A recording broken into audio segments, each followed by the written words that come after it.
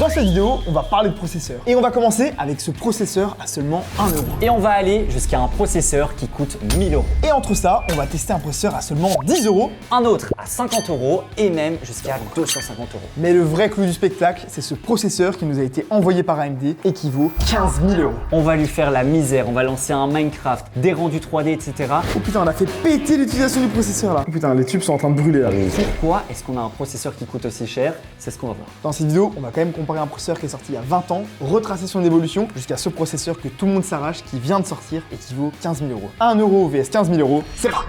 On commence avec le premier processeur à seulement 1 euro de chez AMD, le Athlon 64. Et oui, c'est un processeur qui est légendaire et qu'on n'a pas entre nos mains. On s'est fait arnaquer, on l'avait acheté d'occasion, on l'avait même acheté un peu plus que 1 euro parce que c'est très compliqué à trouver, c'est quasiment devenu collector au final, alors que ça vaut littéralement plus rien. Mais on s'est fait arnaquer, on l'a jamais reçu et on en a recommandé un autre qui est pas encore livré. Pour vous dire à quel point est-ce qu'il est légendaire, c'est un processeur à 1 euro qui a un cœur et qui est gravé en 130 nanomètres, alors qu'aujourd'hui les processeurs de dernière génération sont gravés en 2 nanomètres. C'est vous dire l'écart. Et le Athlon 64, ça a été l'un des premiers processeurs pionniers du 64 bits. Il a même été créé avant que Windows sorte le Windows XP 64 bits. C'est ça. Et pour ceux qui se posaient la question, c'est quoi le 64 bits? En fait, avant, tout était en 32 bits. Pour vous dire, les systèmes 32 bits, et certains d'entre vous ont dû les connaître, ça ne pouvait gérer qu'au maximum 4 Go de RAM. Et le passage en 64 bits, ça a été game changer. Déjà, au niveau de la mémoire, on pouvait adresser des quantités de mémoire largement supérieures. Et c'est un peu comme si on était passé d'une toute petite chambre à un entrepôt super grand. C'est pas 2 fois plus parce qu'on est passé de 32 à 64. C'est une infinité de capacités et surtout de puissance supplémentaire. Ce processeur Athlon 64 de chez AMD est quand même sorti en 2003, on était à peine nés. Et qu'est-ce que ça donne aujourd'hui? Malheureusement, rien du tout. C'est juste inutilisable. Et ce processeur, il a marqué l'histoire parce que toujours aujourd'hui, on est en architecture x86 64 bits.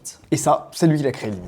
On passe maintenant au processeur qui nous a coûté seulement 10 euros. Et oui, c'est possible, c'est le AMD FX 8320, la star de l'époque. C'est pas vraiment la star. La vraie star, c'était le 8350 qu'on cherchait et qu'on a voulu acheter pour cette vidéo. C'est très probable que si vous avez monté votre propre PC gamer entre 2012 et 2014, vous ayez eu un 8350. Moi, je me rappelle mon premier PC que j'avais acheté d'occasion à 90 euros, c'était un FX 6300. Ça date, ça. C'était encore plus vieux, ça surchauffait, c'était pas l'âge d'or d'AMD à ce moment-là, mais quand même, il faut se dire que quand le 8350 est sorti, c'était une petite révolution pour deux raisons. Le FX 8320, c'est un 4 cœurs 8 threads, comme on le voit dans le gestionnaire de tâches sur Windows, et le 350, c'était un 8 cœurs, et à l'époque, c'était révolutionnaire. Surtout que tous ces cœurs tournaient à 4 GHz. C'est les premiers processeurs à 4 GHz. C'était clairement un très bon rival, un bon challenger à l'époque dans le marché des processeurs. Et du coup, est-ce qu'on peut jouer avec un processeur à 10 euros? C'est le but de la vidéo. On va tester. Le premier, on n'a pas pu le tester. Celui-ci, on va le faire. Et d'ailleurs, on a dépensé un peu plus que 10 euros parce qu'il fallait qu'on rachète une carte mère compatible également. Ça, on vous le conseille quand vous achetez des vieux composants. C'est d'acheter, si possible, CPU, carte mère, parfois RAM et refroidissement tous ensemble. Parce que ça arrive que certains refroidissements très récents ne soient plus disponibles avec les sockets, avec les adaptations pour aller sur des vieux processeurs. Idem pour les cartes mères. Parfois même, les vieilles cartes mères coûtent une couille. Et oui, parce que ça devient rare. D'ailleurs, on a fait un 3D Mark. Alors, on l'a pas fait en live parce que ça a littéralement mis 40 minutes pour lancer le 3D Mark. Ouais, c'était super long. Moi, je me rappelle quand je benchais mes PC à l'époque, le temps que chaque image soit générée, etc., ça prenait un temps fou. Et c'est vrai qu'on l'a oublié avec les PC modernes. On a un score cumulé de 5679. Pourquoi? Parce qu'on a quand même une grosse carte graphique ici qui est pas du tout sortie à la même période. Non. On a une 2060 qui est beaucoup plus récente. Et on a un score CPU tout de même de 2580. Clairement, je m'attendais pas à ça. Ouais, c'est encore correct, hein. C'est vrai que c'est très correct. On s'attendait à faire moins de 1000 de score au niveau du score CPU. Et là, ça tient la route. Et le FX 8350, qui était du coup plus performant, lui, il avait quasiment 3200 de score. Donc vraiment, pour l'époque, ça tenait la route. Alors, il faut dire aussi que c'est vendu comme des CPU 8 cœurs, mais les cœurs sont un peu spéciaux. En gros, pour faire simple, les cœurs sont regroupés par deux. Donc, c'est pas un vrai 8 cœurs comme on connaît aujourd'hui, où chaque cœur est indépendant. C'était plus un 4 cœurs divisé par deux. Pour le multitâche, ça fonctionnait très bien. Et d'ailleurs, c'était le gros point fort de ces FX à l'époque. Mais en gaming pur, il y avait aucun jeu qui supportait ces soi-disant 8 cœurs. D'ailleurs, sur Counter-Strike, il fallait rentrer une commande dans la console pour que le jeu supporte mieux les 8 cœurs. Même Windows n'était pas adapté à l'époque aux 8 cœurs. Et au fur et à mesure des mises à jour, petit à petit,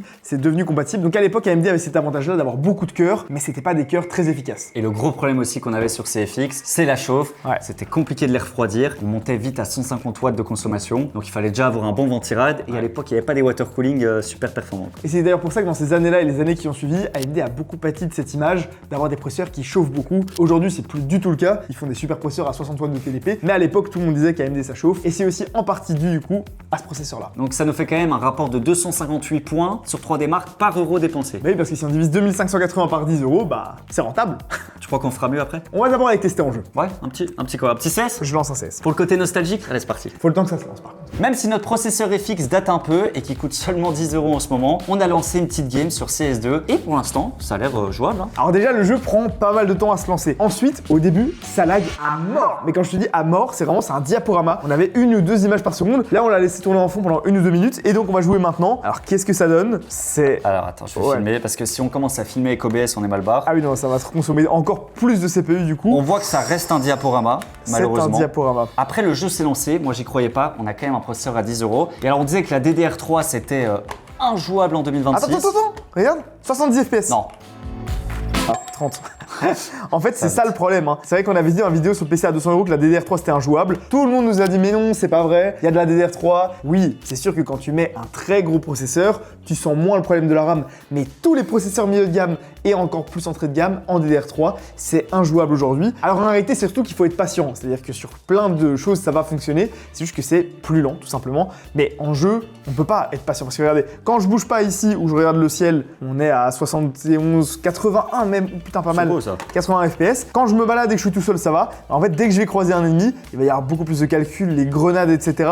En plus de la 3D, c'est aussi des calculs processeurs. J'ai fait un kill. Bien vu. J'ai fait un kill avec un FX en 2026. Qui peut dire ça? Qui peut rajouter ça sur son CV? Ça, c'est vrai. S'il vous plaît, allez écrire sur mon profil Steam. Il a fait un kill sur CS avec un FX. Oui, 1320. Et d'ailleurs, fuck Microsoft, on n'a pas pu installer Windows 11 vu qu'il n'y a pas le Secure Boot. On a dû mettre Windows 10. En soi, Windows 10, ça marche. Hein. Et honnêtement, tu peux avoir un vieux PC sur Windows 10. Hein. Oui, ça marche très bien. En soi, toutes les histoires de sécurité, etc., de mise à jour qui allaient plus être faites, ils ont prolongé de toute façon la durée de mise à jour de Windows 10. Et en vrai, les risques sont pas énormes. Les premières années, même si Windows 10 est plus mis à jour, vous pouvez toujours l'utiliser, il n'y aura aucun souci. C'est plutôt quand ça fera 2, 3, 4, 5 ans sans mise à jour, ça veut dire que ça laisse plus de temps à des possibles hackers, par exemple, de développer des virus au-dessus.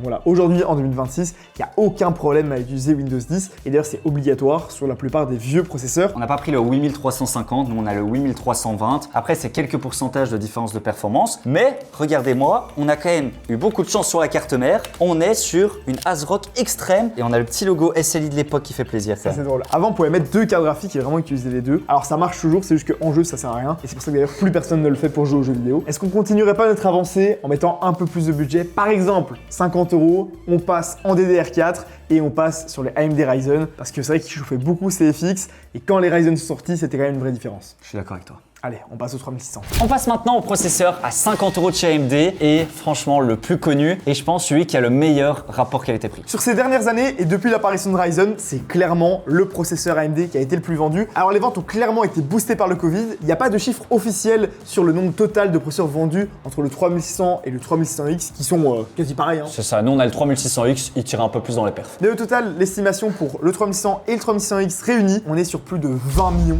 d'exemplaires. Ce pourquoi il coûte aujourd'hui 50 €, c'est qu'il y en a eu énormément, mais ça fait un excellent processeur. On est sur le socket AM4 de chez AMD, donc en DDR4 d'office, et on a quand même un score CPU sur 3D Mark de 7000, ce qui est quand même pas mal. Hein. Et si on divise ce score par le prix auquel on retrouve actuellement de 50 €, ça nous fait 140 points par euro dépensé. Et alors il faut dire que surtout à l'époque, c'était un banger absolu. Déjà, Ryzen dans l'ensemble, ça a vraiment été le comeback d'AMD dans le gaming, une meilleure gestion de l'architecture, une vraie optimisation de l'IPC. Entre les FX et les premiers Ryzen, AMD annonçait déjà plus 55% d'optimisation de l'IPC. Et entre Zen 1, donc les Ryzen 1000 et 2000, et Zen 2 qui est arrivé avec les Ryzen 3000, ça a encore 15% d'optimisation supplémentaire. Donc clairement, on a un très bon processeur ici, mais qu'est-ce que ça donne en 2026? Faudrait tester en jeu, peut-être sur un petit Cyberpunk, parce que je pense qu'il y a quand même du bottleneck, surtout si on met avec une grosse carte graphique, parce que le processeur est quand même sorti il y a plus de 7 ans. Il a pas super bien vieilli en gaming, on va dire. Mais à l'époque, c'était vraiment déjà considéré comme un processeur multitâche, alors que c'était un Ryzen 5 et pas un Ryzen 7, vu que c'était déjà un 6 cœurs 12 threads pour un Ryzen 5 à l'époque, et pas comme les FX, des faux cœurs. Là, on pouvait clairement faire du multitâche, un peu de montage, de l'enregistrement vidéo quoi, ça marchait quoi. Tout ce que veut un gamer finalement. C'est pour ça que c'était un banger. Pourtant, le FX, comme on a vu, il avait beaucoup plus de cœurs, et il est quand même bien moins performant que le Ryzen 5 3600. En fait, ça s'explique par l'IPC. L'IPC qui veut dire instruction par cycle. Très simplement, c'est la quantité de travail qu'un cœur peut effectuer à chaque cycle. C'est un peu comme si vous avez deux personnes qui travaillent le même nombre d'heures, sauf qu'il y en a un des deux qui est beaucoup plus efficace et qui fait 4 fois plus de tâches que l'autre. Et c'est pour ça que les processeurs Ryzen mettent une tempête à tous les anciens processeurs FX, c'est tout simplement parce que l'IPC est meilleur. Donc même en ayant moins de cœurs, ils sont plus performants. On a lancé Cyberpunk avec notre bon vieux Ryzen 5 3600X et on peut voir qu'il a ses limites. Et j'ai envie de dire c'est normal, sinon il n'y aurait pas de nouveaux processeurs. Là on est sur Cyberpunk avec une RX 9070 GRE et on a quand même du bottleneck. Regardez le GPU là la carte graphique est utilisée en moyenne à 50%. Ouais, c'est normal, on a pris une grosse carte graphique quand même et surtout beaucoup plus récente. C'est même la dernière qui est sortie chez AMD sur un processeur qui lui a quand même presque 7 ans. Mais ça résume assez bien notre avis sur le 3600, c'est que malheureusement aujourd'hui il est dépassé. Il a clairement laissé sa place au 5600 ou au 9600 qui est encore plus récent. Il y a quelques années encore, il y a 3-4 ans, vous pouvez le retrouver dans des configurations vraiment entrée de gamme pas chères à des super bons tarifs. Et là ça pouvait être intéressant de le choisir. Mais aujourd'hui, à part si vous montez une configuration d'occasion un peu plus ancienne pour 400 €, ça vaut pas la peine de prendre un 3600. C'est ça que j'allais dire. Si vous couplez à une 1660 Super, à une 2060, ça ira nickel. En tout cas, ça restera à jamais l'un des meilleurs processeurs qui restera dans notre cœur. Avec le Ryzen 5 3600, on a vu à quel point le nombre de cœurs et la fréquence ne suffisaient pas à connaître les performances exactes d'un processeur. L'architecture et l'optimisation du PC ont également un impact qui est vraiment décisif, mais en 2022, AMD va sortir une nouvelle technologie qui va tout changer, surtout pour les gamers, le 3D V-Cache. Et c'est le Ryzen 7 5800X 3D, le premier processeur de chez AMD avec le 3D V-Cache. Mais aujourd'hui, on a le processeur AMD le plus vendu, le best-seller, le Ryzen 7 7800X 3D. Alors il y a son grand frère avec le 9800X 3D, mais on va dire en termes de rapport FPS-prix, on est sur le meilleur. Celui-ci, il est imbattable. Après, si vraiment vous voulez le plus performant en termes de FPS, il y a le 9800X 3D, mais la différence de prix ne couvre pas la différence de performance. Ici, on est pour nous clairement sur le processeur qui est le plus intéressant, mais avant tout, rappelons ce que c'est exactement le 3D V-Cache. Le cache, c'est de la mémoire. En gros, c'est comme les SSD ou même la RAM, sauf qu'ici, c'est en toute petite quantité et elle est placée directement sur le processeur. Ça permet au processeur de garder sous la main les informations dont il risque d'avoir besoin, plutôt que d'aller les chercher beaucoup plus loin dans la RAM, et du coup de perdre du temps. Le cache, c'est vraiment exceptionnel, mais il y a deux problèmes. Un, on a du mal à en mettre beaucoup, et deux, ça coûte extrêmement cher. C'est pour ça que pour la RAM, on parle entre 4 et 32 ou 64 Go maximum. Un SSD, on peut monter à 2 ou 4 Tera, et les disques durs, là, on peut passer à 16 Tera, ça coûte pas cher, il n'y a pas de problème. Le cache, c'est très rapide, mais c'est surtout très précieux et très cher, et à ce moment-là, on parle seulement en mégas. Et la révolution, c'est qu'AMD arrive physiquement sur le processeur à superposer la mémoire. Un peu au-dessus, un peu en dessous, et ça permet d'augmenter drastiquement les capacités à l'intérieur du processeur. Et ça, en jeu, ça fait toute la différence. En fait, le 3D V-Cache, c'est comme si j'avais juste à tendre la main pour prendre un truc. C'est rapide, c'est à portée de main. Et la RAM, c'est un peu comme la trousse à outils que vous avez dans votre garage. Il faut marcher pour aller la chercher. C'est plus loin et donc plus lent. En fait, on dirait pas comme ça, mais la RAM est quand même à une certaine distance du processeur, alors que quand on a de la mémoire sur le processeur, c'est instantané. Ici, du coup, notre 7800X 3D, il coûte exactement 300 €. Et franchement, c'est intéressant. Et on a donc monté un PC chez Fleup, le Rainbow, avec une RX 9070 XT. Et alors là, c'est absolument génial. On est en 1440p avec le FSR 3.1 et on est à 500 FPS sur Cyberpunk. Donc on voit que clairement, pourquoi avoir plus quoi.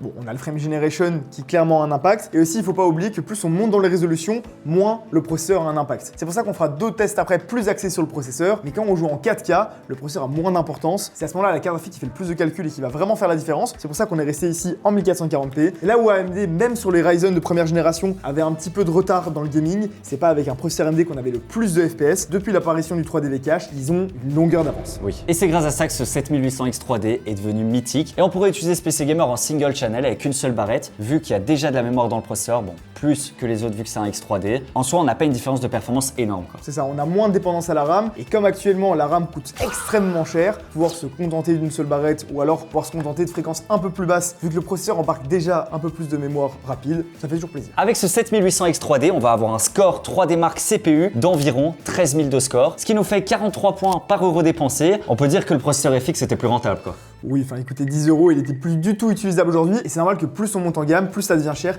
plus c'est compliqué d'avoir des performances. C'est comme sur une voiture, ça coûte pas cher de passer de 10 à 50 chevaux, mais quand tu vas aller chercher les 1000 ou les 1100 chevaux, c'est là que ça commence à coûter extrêmement cher. Donc c'est pas du tout comparable, mais de toute façon, si vous faites simplement du gaming, vous pouvez vous arrêter ici dans la vidéo. Il n'y a pas besoin de plus. Si vous prenez son grand frère, le 9800X 3D, vous avez aujourd'hui ce qui se fait de mieux en jeu vidéo. Mais alors, pourquoi est-ce que les marques comme AMD créent des processeurs grand public qui coûtent encore plus cher? C'est ce qu'on va voir maintenant avec le Ryzen 9 9950X 3D V2 qui coûte, lui, 1000 €.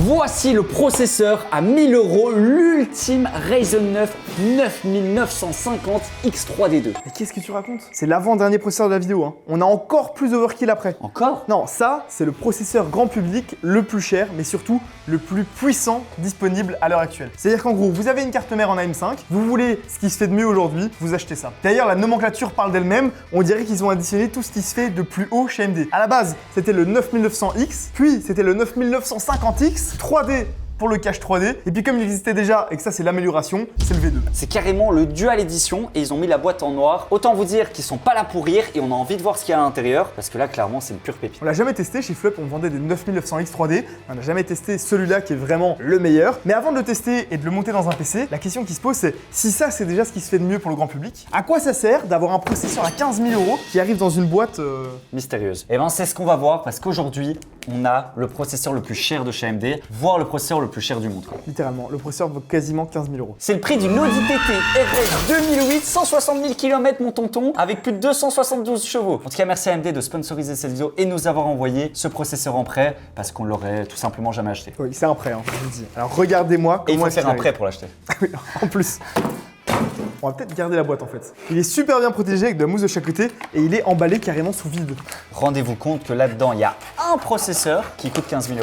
Qui vaut le prix de 15 PC. Voilà le AMD Ryzen Threadripper Pro 9995 WX. Ce processeur a 96 cœurs physiques et 192 threads. Il monte en fréquence jusqu'à 5,4 GHz. C'est du 4 nanomètres. Et alors la meilleure dans tout ça, c'est qu'on a 350 watts de TDP. C'est énorme. Il n'y a aucun water cooling grand public qui permet de refroidir un processeur tel que celui-là. Ça n'existe pas. On avait fait une vidéo récemment, on avait testé 4 processeurs sur une carte mère et avec 4 processeurs différents qui étaient déjà des processeurs de serveur, on arrivait seulement à 96 cœurs. Ici, on a 4 processeurs en un. Ce processeur est sorti en juillet 2025 avec un prix de lancement à 11 699 $. Aujourd'hui, il vaut 13 000 € sur le site de LDLC. Tout simplement parce qu'il est très utile dans le monde de l'applicatif et surtout pour l'IA et faire des LLM. On va voir que ce processeur en fait est surpuissant. De toute façon, on va monter un PC avec juste maintenant. Et ce qui m'interpelle, c'est qu'il y a marqué 2024. À mon avis, c'est qu'il est sorti d'usine en 2024. Ouais, c'est possible. En tout cas, il est sorti officiellement qu'en 2025 et on va le tester aujourd'hui en 2026 parce que ça reste l'un des meilleurs du marché pour voir ce que ça donne et pour le comparer à notre 9950X 3D V2. J'ai envie de voir le score 3D marque. Passons maintenant au test de ces processeurs ultra haut de gamme. Pour le AMD Ryzen 9 9950X 3D2, on va le mettre sur une table de bench avec une carte mère en X870E. Et de ton côté, Mathis? Alors moi de mon côté, je me suis préparé aussi un petit PC pour le bench, sauf qu'en gros, comme on vous l'a dit, il n'y a aucun water cooling qui arrive à refroidir 350 watts de TDP ou alors des modèles vraiment très haut de gamme qu'on n'avait pas en stock. Donc qu'est-ce qu'on a fait? On a tout simplement monté un petit circuit de water cooling custom. Donc on a mis une bonne petite pompe ici, on a pris un waterblock du coup compatible avec les Threadripper et on a pris une carte mère Pro Series de chez Asus pour installer le Threadripper. Et regardez-moi la taille du socket, c'est gigantesque et ça s'installe pas du tout de la même façon qu'un processeur standard. Donc rappelle-nous comment est-ce qu'on installe un processeur grand public et moi je vais te montrer comment on installe un Threadripper. C'est ça, alors on va coucher ici la table de bench. Et donc là je vais prendre mon magnifique processeur. Alors ça fait toujours bizarre quand tu dis que ce petit carré là vaut 1000 €. C'est de la M5 comme tous les processeurs de dernière génération de chez AMD. C'est le même socket, il est pas plus grand, il est pas différent. Et là on vient, il faut pas se rater. Je viens fermer le socket. Hop, c'est bon, notre processeur à 1000 € est installé. On va venir mettre une petite carte graphique. Et Mathis, je t'en prie, vas-y. Pour le Threadripper, c'est un peu plus compliqué. Déjà, il y a 3 vis à retirer, donc il faut se munir de la petite clé que vous recevez avec, ou alors d'un tournevis avec une sorte de forme d'étoile, on va dire. Et il y a des numéros, donc il faut commencer par le numéro 1, c'est très important quand on le démonte, mais surtout quand on le remonte. Puis la vis numéro 2, puis la vis numéro 3. Et à ce moment-là, il y a un petit ressort qui vient, hop, ouvrir le socket. On peut alors soulever la petite protection ici en plastique, et seulement à ce moment-là, on arrive sur l'épine du socket. Ensuite, vu le prix des cartes mères, on a un petit plastique à enlever, hop, pour pouvoir accéder aux pins directement. On doit ensuite retirer la languette en plastique qui, comme vous le voyez, elle a la même tête que celle qu'on a juste ici. Le processeur reste dessus, donc pas besoin d'aller décapsuler le processeur ou autre. C'est pas juste décoratif, vraiment, il faut le laisser. En fait, c'est un système de tiroir. C'est ça. C'est comme les meubles Ikea. C'est pareil, voilà, c'est un système de porte coulissante. J'ai très peur. T'as l'air très confiant, Mathis. Et ensuite, on peut venir le reclipser comme il était d'origine. Voilà. Le Threadripper est installé. Non, il faut refermer et revisser. Et il faut remettre les vis. On a installé nos deux configs. Alors, on a mis à chaque fois une RX 9070 XT de chez AMD. On a des configs équivalentes, sauf que là, on n'a pas encore la RAM. Vu que c'est de la RAM de serveur et en plus en ECC, mais on va les rajouter juste après. En tout cas, on est prêt pour pouvoir comparer ces deux machines de guerre. C'est parti, on installe Windows, on installe le logiciel et on passe au test. Let's go!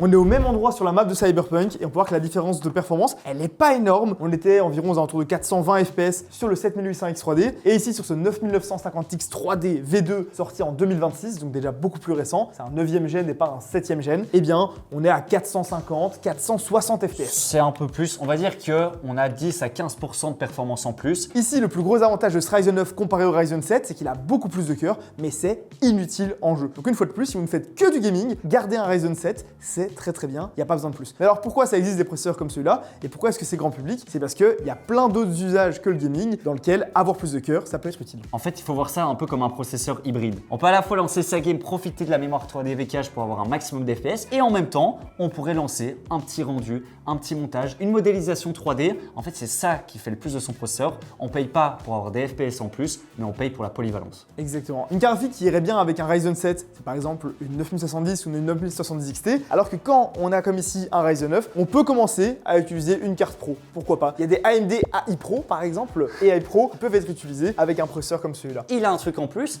c'est que c'est un dual edition. Là, en fait, sur celui-ci, on a la mémoire 3D V-Cache sur tous les cœurs. Et c'était pas le cas sur la version précédente, ça a été beaucoup décrié, mais comme ça coûte très cher, AMD l'avait mis que sur une partie des cœurs. Donc en gaming c'était la même chose, et quand on voulait faire de l'applicatif, on l'avait pas sur tous les cœurs qui étaient utilisés en même temps. Là, avec la V2, c'est sur tous les cœurs, du coup ça s'appelle le dual. Mais maintenant, ce qui va être intéressant, c'est de le tester sur des usages un peu plus pro. Surtout que là, on a dit que c'était le meilleur processeur. Mais je vous rappelle qu'on a un processeur ici, Threadripper, à 15 000 €. Mais du coup, à quoi ça sert d'avoir un processeur aussi cher si celui-là, c'est déjà tout faire? Là, c'est ce qu'on va voir, c'est le but de la vidéo. Un bon benchmark pour comparer ces processeurs, eh bien, c'est Cinebench 2026, parce qu'on a un score multi-threads. C'est vraiment un score sur tout le processeur qui tourne en même temps, tous les cœurs, tous les threads, etc. Et puis, on a un score en single, donc on va se concentrer sur chaque cœur précisément. Et ici, ça nous permet de bien voir la différence entre un Ryzen 7 et un Ryzen 9. Alors, on va pas se baser sur le 7800X 3D, on va prendre un Ryzen 7 de la même génération, le 9800X 3D. Et si on compare les scores en single sont quasiment identiques. Eh oui, ça veut dire qu'en gaming, c'est quasiment identique. Mais ce Ryzen 9 à 1000 €, il est utile en multithreads et donc en multitâche parce que là, on double le score. Bah oui, regardez ici, on est à 8696 points. Et si on le compare à un Ryzen 7, en général, que ce soit les 7000 ou les 9000, eh bien, ils ont entre 4000 et 5000 de score. Donc on a quasiment 2 fois plus de score en multi. Et c'est tout simplement extrêmement logique parce qu'on part d'un processeur qui a 8 cœurs à un processeur qui a 16 cœurs. Donc on a 2 fois plus de cœurs. Donc on additionne quasiment les processeurs de chaque cœur en single pour arriver au score global. Donc en fait, ce processeur pour du gaming, et on l'a vu, c'est comme s'il tournait à moitié. Il était à 44% d'utilisation. Et il en a encore sous la pédale quand on commence à faire de la virtualisation, quand on commence à faire des calculs, des rendus 3D, du montage vidéo, etc. Là, il a son utilité et il est quasiment 2 fois plus rapide. Et ça change la vie. Le score avec le processeur à 15 000 € est légendaire sur Cinebench. On a, je savais même pas que c'était possible, 25 888 points, tout simplement. 25 000 points. C'est énorme. On est quand même passé de plus ou moins 9000 points à littéralement quasiment 26 000 points. C'est presque 3 fois plus de score, c'est énorme. Par contre, c'est 15 fois plus cher. Il y a quand même un problème. Si vous pensez qu'il y a un problème, c'est normal. C'est parce que c'est parfait pour vous. C'est clairement un processeur professionnel fait pour des gens dont c'est le métier de faire des rendus au quotidien. Et quelqu'un pour qui c'est le métier, s'il peut gagner 3 fois le temps de son rendu, même s'il doit payer 15 fois plus, eh bien ça lui pose aucun problème. Si vous faites des films, si vous faites de l'animation, si vous faites des énormes rendus, le temps que vous économisez vous coûte clairement moins cher qu'un processeur. Imaginez que vous ayez un studio, vous êtes le patron de Disney, chaque employé vous coûte entre, je sais pas, 40 et 100 € l'heure. Si ça leur permet chacun de travailler 3 fois plus rapidement, eh bien c'est clairement rentable d'investir dans des processeurs comme ça. En fait, on atteint à un moment une sorte d'asymptote, c'est que même en dépensant de plus en plus d'argent, on n'est pas toujours plus rapide de façon proportionnelle, pas parce qu'on dépense 15 fois plus dans un processeur qui sera 15 fois meilleur. Alors à un moment, tu investis 100 fois plus et tu as la puissance de la NASA, et donc c'est pas possible. Il y a plein de choses à l'intérieur qui est beaucoup plus compliqué. On peut pas mettre un nombre de cœurs à l'infini. Il y a un moment où les tâches à réaliser font la queue les unes derrière les autres. Et donc aujourd'hui, en 2026, en dépensant 15 000 €, on arrive à un optimal comme ça. Et quand on le compare aux autres, c'est énorme.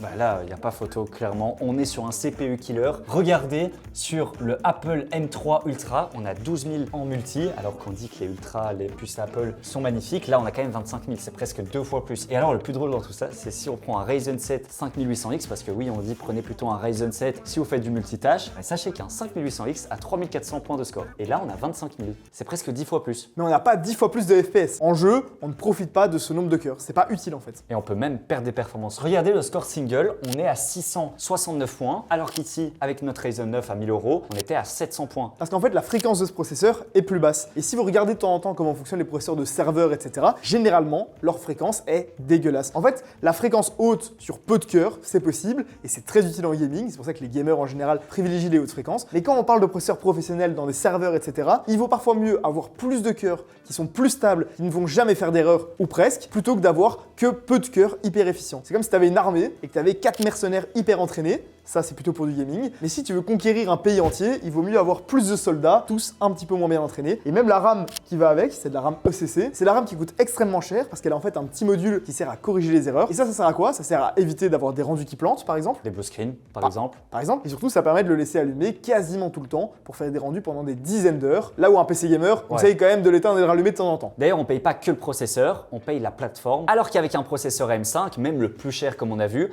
on pourrait mettre que 4 cartes graphiques en simultané en PCI Express 5. Et il y a encore la RAM. Ici, un processeur comme celui-ci en Threadripper, il peut gérer jusqu'à 2 Tera de RAM. C'est énorme, mais pour un serveur ou pour des gros rendus, eh bien, ça peut arriver qu'on monte à autant de RAM. Pour un processeur grand public, pour du gaming comme les Ryzen, vous le savez, au-dessus de 32 ou 64 Go de RAM, ça ne sert plus à rien. Donc il ne faut pas oublier que le processeur, c'est le centre de l'ordinateur, c'est le cerveau de tout notre PC, et c'est lui qui fait le lien avec tous les composants qu'on a. Donc on ne peut pas simplement avoir beaucoup de RAM et des grosses cartes graphiques et en quantité, avec un tout petit processeur, ça marche pas. Et d'ailleurs, quand on regarde les workstations pour l'IA en local, etc., si vous voulez faire votre cloud en local, il faut avoir une énorme carte graphique avec beaucoup de VRAM, énormément de mémoire, mais aussi un bon processeur. On a lancé maintenant un benchmark sur Puget. Alors c'est quoi? C'est tout simplement un simulateur de rendu sur Premiere Pro. On peut aussi le faire sur After Effects, Photoshop. C'est pour bencher la suite Adobe, c'est génial. Exactement, tout est là et ça permet également du coup de comparer les PC sur des rendus équivalents. Si vous testez un PC que vous hésitez à acheter et que vous êtes monteur vidéo et que vous voulez connaître le temps de rendu par exemple, eh bien vous pouvez le faire directement là.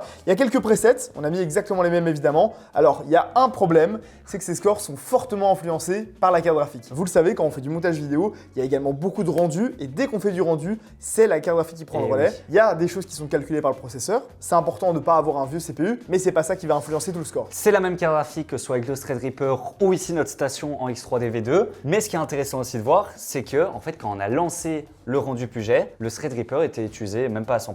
Nous ici, il faut se dire qu'on a fait un rendu standard amateur et on voit en fait que le Ryzen 9 se débrouille super bien. Mais là où ça devient intéressant, en fait, notre Threadripper va être hyper efficace dès qu'on va monter en résolution. Par exemple, si on fait des rendus en 8K, ou même si notre montage est beaucoup plus lourd, si on a des effets et des calculs physiques. Et alors si on utilise de l'IA, et bien là tout de suite le Threadripper va monter en utilisation. Donc honnêtement, si vous faites un peu de montage comme ça, ce processeur, le Ryzen 9, il fera largement l'affaire. Mais si vous êtes un professionnel, que vous voulez avoir des rendus stables avec moins d'erreurs, etc., alors là le Threadripper, c'est vraiment la pépite. Même si on va pas se cacher, Adobe est super mal optimisé, il respecte pas la communauté, c'est vraiment de la merde. C'est clairement l'un des pires logiciels. T'as beau avoir comme ici 196 Go de RAM, un PC de la NASA, même là ça peut planter et c'est pas à cause du hardware, c'est clairement le software qui est pourri. Place maintenant au versus, on va voir ce que ça donne. Donc là on va lancer un Blender, c'est un logiciel de modélisation 3D et c'est là que le CPU normalement va être utilisé à 100%. On a ouvert le gestionnaire de tâches, on voit le nombre de cœurs sur le Threadripper ici. C'est insane. Regardez-moi tous les cœurs qui sont affichés ici un par un, on voit qu'on n'utilise quasiment rien en idle, c'est ouf. De l'autre côté, on en a quand même pas mal, 16 cœurs, c'est déjà pas dégueulasse du tout. Ça se débrouille bien. Ça fait le café. Et du coup, ici, on va lancer le benchmark et chronométrer. Est-ce que t'es prêt? 3. Non, 10 cœurs. Moi j'ai 16 cœurs. 3, 2, 1, go!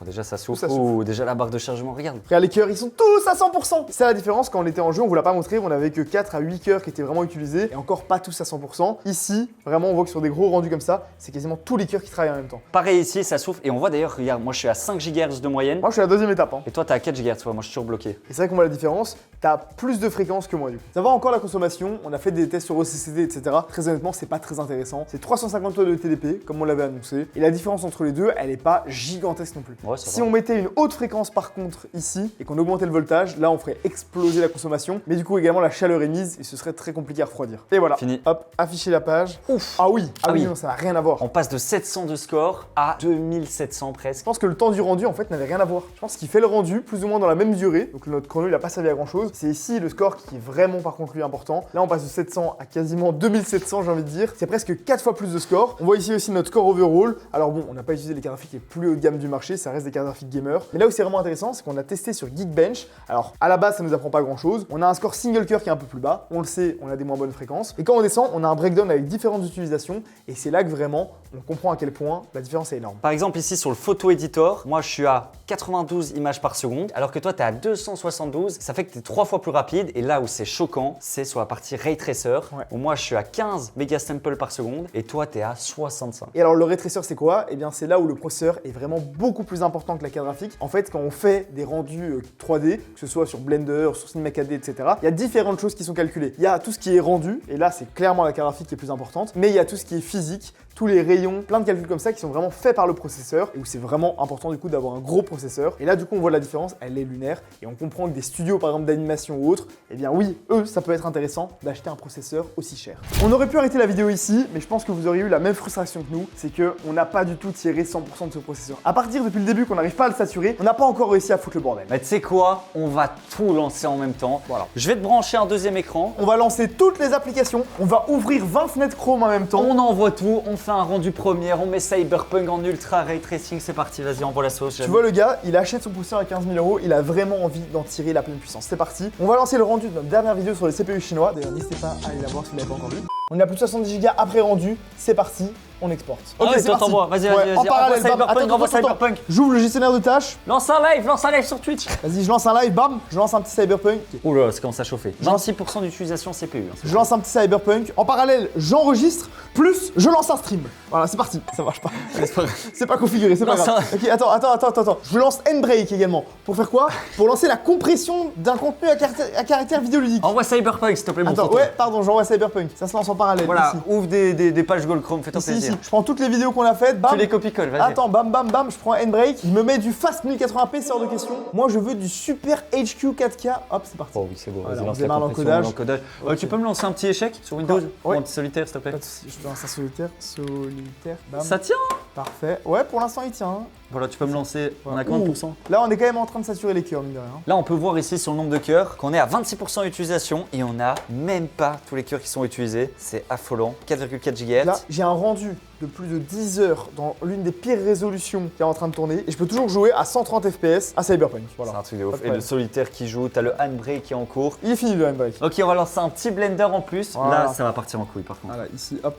Il y a ça qui tourne, il y a ça. Attends, ici, mes vidéos, elles étaient trop courtes. Je relance un deuxième encodage, c'est quoi pour le plaisir. Allez, hop, tout ça avec Première Pro. Première, il en est où, Première, là? Oh, tous les cœurs sont activés, Ah mais ouais. ça c'est à cause de Blender. Première, il est là, on est passé à 15 heures. Oh putain! Même Première, il a pas aimé. Oh, ça Attends, sent le cochon grillé derrière. faut pas oublier de bouger ses cartes, c'est important. Là, je suis plus qu'à 60 FPS. Bah, là, Oh merde, 138% d'utilisation CPU. oh putain, on a fait péter l'utilisation du processeur là. Et c'est Même ça. la RAM, on utilise 112 Non. Go de RAM là actuellement. Et que la carte graphique, elle est pas encore à 100%. C'est fluide. Hein. Et je suis à 130 FPS. Et franchement, ça. Ça tourne toujours. Le CPU, il est en souffrance et il est. Oh putain. Oh merde. Oh putain, les tubes sont en train de brûler là. Ah oui, ils sont en train Les de tubes chauffer. du water cooling, ils sont littéralement en train de brûler. On peut miner de la crypto-monnaie, faire du trading, jouer au solitaire, regarder un live Twitch, Streamer tout ça. y a faire pas un de rendu problème. Blender, faire un rendu première. Tout ça pour 15 000 €, c'est quand même incroyable. Bon, en réalité, si vous n'avez pas 15 000 € à dépenser, vous pouvez quand même vous offrir une Ferrari parce que ce 9950X 3DV2, c'est clairement la Ferrari des processeurs. Aujourd'hui, pour le grand public, il n'y a pas mieux. Vous pouvez déjà quasiment tout faire avec ce processeur. Mais comme Ferrari en Formule 1, avoir une Ferrari, c'est bien. Et tu fais le beau en tournant en rond, tout ça pour gagner la course. Alors qu'au final, qui a vraiment emmené les voitures jusqu'au circuit, les équipes techniques, les pneus, les pièces de rechange, le matériel informatique de diffusion, etc., eh bien, c'est les camions qui ont transporté tout le paddock. Et ce Threadripper, le 9995 WX, c'est plutôt à ça qu'il ressemble. Et merci encore à AMD d'avoir sponsorisé cette vidéo. Et on vous rappelle qu'il y a l'épisode 1 sur le Van Gamer Flow Up qui est juste ici. N'hésitez pas à aller la voir. Aussi en collaboration avec AMD.